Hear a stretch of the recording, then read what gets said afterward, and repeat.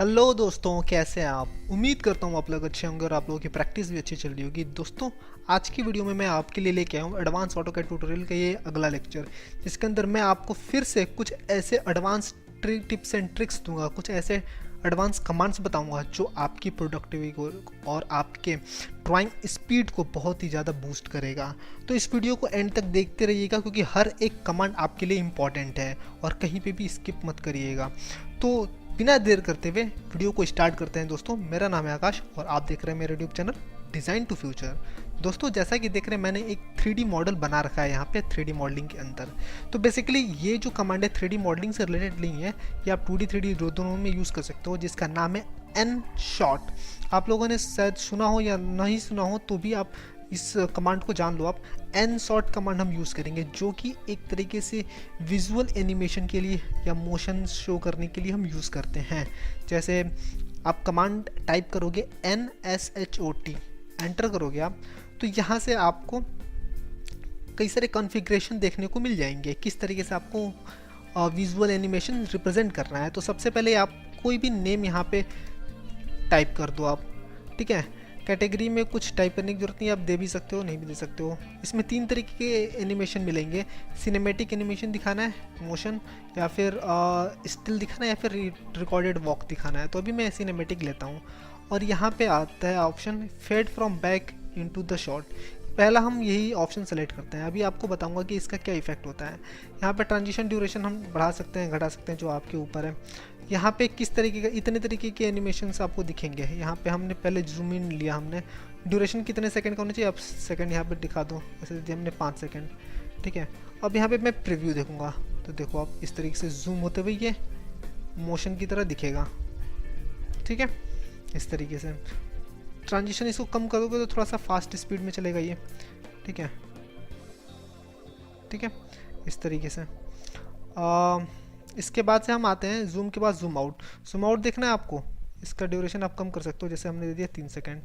Preview लिया हमने, अब देखो जूम आउट इस तरीके से आपका दिखेगा, ठीक है। इसके बाद से हम आते हैं, हम लेफ्ट ट्रैक प्रीव्यू किया हमने, लेफ्ट की तरफ से मूव करते हुए आते दिख जाएगा आपका।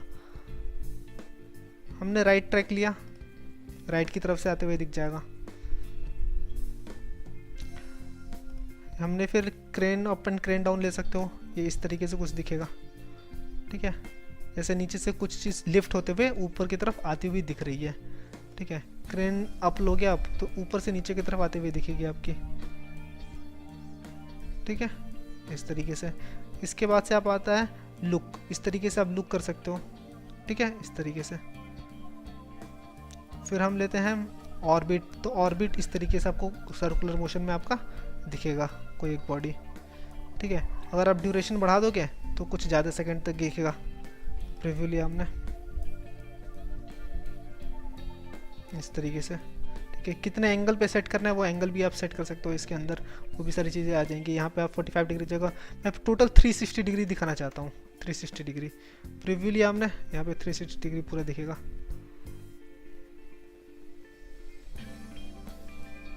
इस तरीके से आप अपने प्रोडक्ट का एनिमेशन, प्रोडक्ट का मोशन स्टडी आप इस तरीके से कर सकते हो।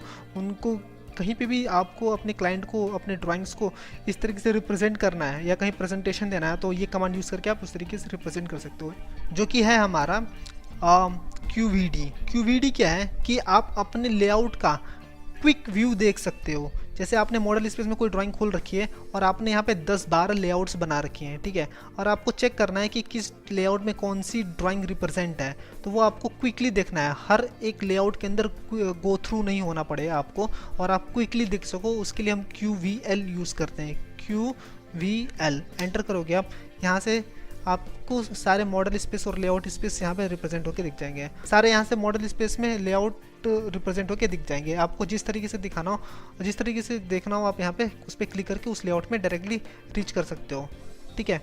तो यहाँ से आप क्विकली लेआउट को देख सकते हो। अब इसके बाद से हमारा आता है QVD। QVD क्या होता है कि आप अपने ड्राइंग्स के साथ साथ दूसरी ड्राइंग्स को भी चेक करना है कि आपके लेआउट टैब के अलावा, मतलब कि यहाँ पे आपने एक ड्राइंग 1 ओपन करके, ड्राइंग 2 ओपन कर रखे, एक क्लॉक नाम से ड्राइंग ओपन करके, या फिर बहुत सारी ड्राइंग्स है तो उनका क्विकली व्यू देखना है तो आप यूज़ करोगे QVD, एंटर करोगे आप, यहाँ से जितनी भी ड्राइंग्स खुली रहेंगी यहाँ पे डिस्प्ले हो जाएंगी, और उस ड्राइंग के ऊपर कितने लेआउट बने हैं वो भी डिस्प्ले हो जाएंगे। इस तरीके से आप जाओ, यहाँ से आप क्विकली देख सकते हो, इस पे जाओ क्विकली, उनके ड्राइंग्स के अंदर मॉडल स्पेस, लेआउट, जो भी चीज़ें बनी है वो सारी चीज़ें आप इजीली यहाँ पे गो थ्रू हो सकते हो, नेविगेट कर सकते हो तुरंत। तो इसका काफ़ी ज़्यादा यूज़ होता है अगर आप बहुत सारी ड्राइंग्स बना लेते हो और क्विकली किसी एक पर्टिकुलर ड्राइंग के अंदर जाना होता है तो वहाँ पर आप डायरेक्टली जा सकते हो। अब हम बात करते हैं अगले कमांड की तरफ, जो कि है हमारा मोकोरो। मोकोरो क्या होता है बेसिकली, ये आप पहले से भी इस कमांड के अंदर की चीज़ों को जानते हो, लेकिन इस कमांड के थ्रू बहुत कम ही लोग जान पाते हैं मोकोरो क्या कमांड होता है। मोकोरो आप नाम से भी समझ पा रहे हो, MOCORO। MO मतलब मूव, CO मतलब कॉपी, RO मतलब रोटेट, यानी तीनों काम आप एक साथ कर सकते हो। तो जैसे देखो आप दोस्तों कि मैंने यहाँ पे एक ड्राइंग बना रखा है और इसको मैंने कमांड लिया MOCORO, एंटर किया, ऑब्जेक्ट सेलेक्ट किया हमने, एंटर किया और यहाँ पे क्लिक किया हमने, ठीक है। और कहाँ पे भी आपको मूव करना है आप क्लिक करके मूव कमांड पे क्लिक करो आप, और पकड़ के इस तरीके से मूव कर सकते हो।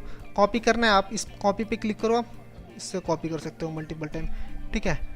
उसके बाद से एंटर किया हमने, रोटेट करना है, क्लिक करो, रोटेट कर सकते हो, लेकिन सर्कल के केस में रोटेशन पता नहीं चलेगा, तो मैंने एक रेक्टेंगल बना लिया। फिर यहाँ से हमने दोबारा मोकोरो लिया, ऑब्जेक्ट सेलेक्ट किया, एंटर किया, क्लिक बेस पॉइंट किया हमने, अरे रोटेट पे क्लिक किया, कितने डिग्री रोटेट करना है रोटेट कर लो, स्केल करना है स्केल पे क्लिक करो, जैसे डबल करना है 2 एंटर कर दो, डबल हो जाएगा, ठीक है। तो इस तरीके से सारा काम आप एक ही कमांड के थ्रू कर सकते हो, मोकोरो कमांड के थ्रू। अब हम आगे बात करते हैं, जो कि अगला कमांड है हमारा लेआउट मर्ज। अगर आपके पास बहुत सारे लेआउट्स हैं, उन सारे लेआउट्स को एक साथ एक लेआउट में मर्ज करना है या मॉडल स्पेस में मर्ज करके दिखाना है, मतलब सबको मर्ज कर देगा और मॉडल स्पेस में रिप्रेजेंट कर देगा, तो भी आप करके दिखा सकते हो। LAYOUTM, ठीक है, ये पूरा आपको टाइप करना पड़ेगा, लेआउट मर्ज, ये हमने एंटर किया, ठीक है। अब यहाँ पे ऑप्शन आता है कौन कौन से लेआउट को मर्ज करना है, तो कंट्रोल दबा के दोनों लेआउट को आपको सेलेक्ट करना है और ओके करना है, ठीक है। और इसको मॉडल लेआउट पे दिखाना है और ओके कर दिया हमने। तो अभी थोड़ा सा कुछ सेकंड टाइम लेगा और यहाँ पे ये दोनों को सेलेक्ट करके यहाँ पे मर्ज करके यहाँ पे दिखा देगा। यहाँ पे देखो लेआउट 1 और लेआउट 2, ठीक है। यहाँ पे एक्चुअली कोई ड्राइंग बनी नहीं थी, इस वजह से ब्लैंक स्पेस करके दिखा रहा है। अगर ड्राइंग बनी होती तो यहाँ पे पूरा ड्राइंग के साथ दिखाता, या कोई टेम्पलेट बना होता, टाइटल ब्लॉक या कोई लोगो वगैरह लगी होती तो उन लोगों के साथ यहाँ पे रिप्रेजेंट करके दिखाता। तो लेआउट मर्ज करने के लिए हम यूज़ करेंगे। अब हम बात करते हैं दोस्तों अगला कमांड की तरफ, जो कि हमारा आर्क टेक्स्ट। आर्क टेक्स्ट क्या होता है, बेसिकली किसी आर्क के ऊपर टेक्स्ट लिखने के लिए हम यूज़ करते हैं, ठीक है। तो ये बड़ा डिफिकल्ट होता है, नॉर्मल टेक्स्ट कमांड के थ्रू आपको किसी आर्क के ऊपर टेक्स्ट नहीं लिख सकते हो आप, उसके लिए आपको आर्क टेक्स्ट कमांड के अंदर जाना होता है। ये कहाँ मिलता है, तो ARCTEXT आप एंटर करोगे, ठीक है। आर्क के ऊपर आप क्लिक करोगे तो यहाँ से एक डायलॉग बॉक्स खुल के आ जाएगा। इस डायलॉग बॉक्स के अंदर आप कुछ भी टेक्स्ट लिख दो, ठीक है। अब यहाँ पे आप किस तरीके से लिखना है, अलाइनमेंट आपको देना है लेफ्ट राइट, ठीक है, फिट अलोंग द आर्क, ठीक है, किस तरीके से आपको देना है वो आप सेलेक्ट करो। और यहाँ पे ओवर लिखना है, अंडर लिखना है, कॉन्वेक्स, कॉन्क्लेव, इस तरीके से आप सेट कर सकते हो। टेक्स्ट की हाइट दे सकते हो, ठीक है। यहाँ पे विड्थ फैक्टर दे सकते हो, ऑफसेट फ्रॉम आर्क, कितना ऑफसेट चाहिए वो भी आप सेट कर सकते हो, ठीक है।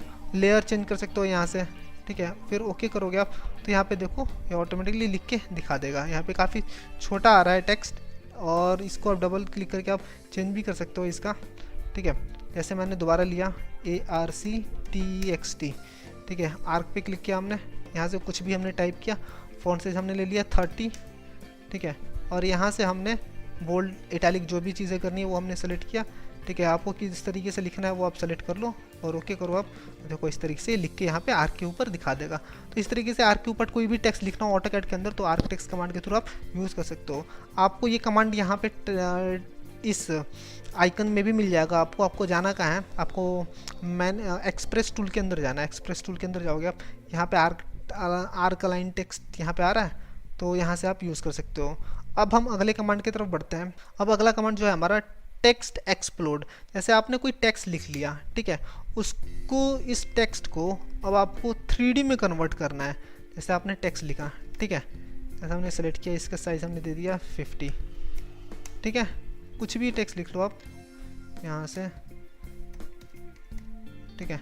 ऐसा हमने टेक्स्ट लिखा, इसको 3D में कन्वर्ट करना है। अब तो आप किस तरीके से कन्वर्ट करोगे, तो इसके लिए आपको टेक्स्ट को एक्सप्लोड करना पड़ेगा और अनवांटेड लाइंस को रिमूव करनी पड़ेंगी। चलिए TEXTEXPLOD, ठीक है। हमने टेक्स्ट एक्सप्लोड लिया यहाँ से और टेक्स्ट के ऊपर क्लिक किया, एंटर किया, तो ये एक्सप्लोड कर देगा इस तरीके से। और अंदर की तरफ जो भी एक्स्ट्रा लाइंस बनी है उसको आपको ट्रिम करना पड़ेगा। इस तरीके से आपको ट्रिम करना पड़ेगा लाइंस को, ठीक है। इस तरीके से जो भी लाइंस है एक्स्ट्रा लाइंस उनको आपको ट्रिम करनी पड़ेंगी और फिर जाके आप इसको 3D में एक्सट्रूड कर पाओगे, ठीक है। इस तरीके से आप सेलेक्ट कर लो और थोड़ा सा आपको एक्स्ट्रा मेहनत करना पड़ेगा इसको एक्सट्रूड करने के लिए। तो 3D में किस तरीके से एक्सट्रूड करते हैं उसके लिए हम यूज़ करते हैं टेक्स्ट एक्सप्लोड, ठीक है। अब एक एक पार्ट को आपको क्या करना पड़ेगा, जैसे आप नॉर्मल यूज़ करते हो जे एंटर ज्वाइन करना पड़ेगा, ठीक है, इस तरीके से, ठीक है। तो इस तरीके से आपको थोड़ा ज्वाइन करके इसको थोड़ा सा एक्स्ट्रा काम करना पड़ जाएगा आपको। तो इस तरीके से आप ज्वाइन करके फिर आप एक्सट्रूड कमांड के थ्रू इसको एक्सट्रूड कर सकते हो।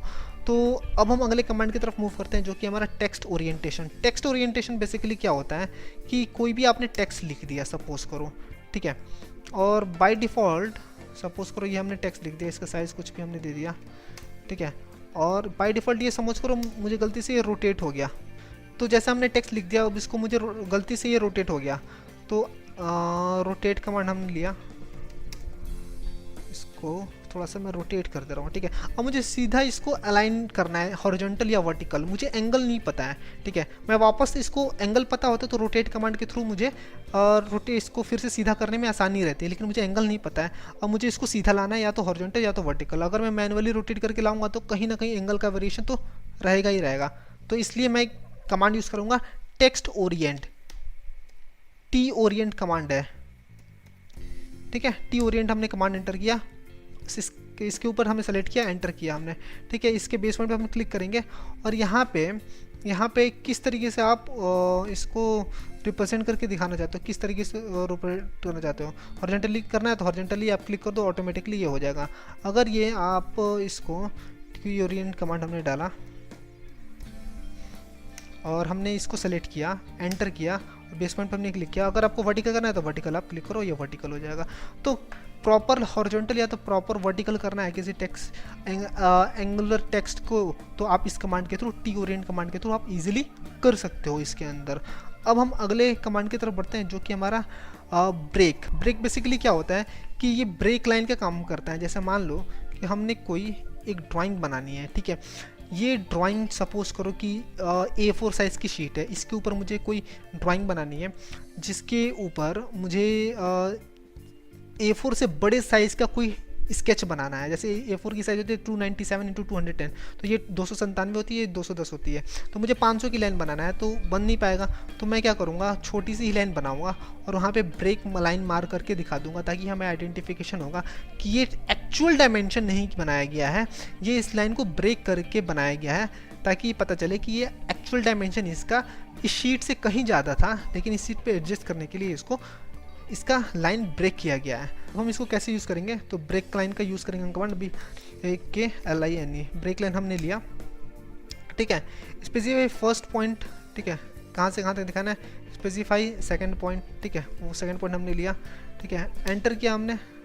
यहाँ पे सेंटर पे ये ब्रेक लाइन दिख जाएगा आपका, ठीक है। हम दोबारा लेंगे कमांड और यहाँ पे नीचे साइज़ का ऑप्शन है, साइज़ पे क्लिक करेंगे, साइज़ हम दे देते हैं इसको 50, ठीक है। अब मैं यहाँ पे स्पेसिफाई करूँगा, यहाँ से लेके यहाँ तक मुझे इसके ऊपर ब्लैक करके हमें दिखाना है, ठीक है, और एंटर करूँगा तो यहाँ पे देखो इस तरीके से दिख जाएगा कि यहाँ इसके सेंटर पे लाइन को ब्रेक किया गया है कुछ लिमिटेड डिस्टेंस तक, ठीक है। तो इस तरीके से हम ब्रेक लाइन का कमांड यूज़ करेंगे। तो दोस्तों उम्मीद करता हूँ आपको इस वीडियो से काफ़ी कुछ सीखने को मिला होगा और आपके बहुत सारे डाउट्स भी क्लियर हुए होंगे। अगर आपको इस वीडियो से रिलेटेड कोई भी क्वेरी रहती है तो प्लीज़ कमेंट बॉक्स में बताएं, फर्दर मैं आपको इसके ऊपर क्वेरी क्लियर करके दूंगा। तो उम्मीद करता हूँ दोस्तों आप इस वीडियो को ज़्यादा से ज़्यादा पसंद करेंगे, शेयर करेंगे और अपने करियर में इससे काफ़ी ज़्यादा नॉलेज गेन करेंगे और अपने प्रोडक्टिविटी को भी इम्प्रूव करेंगे। तो जल्दी ही मिलते हैं आपसे अगले वीडियो में, तब तक के लिए bye bye, take care, stay blessed, stay inspired.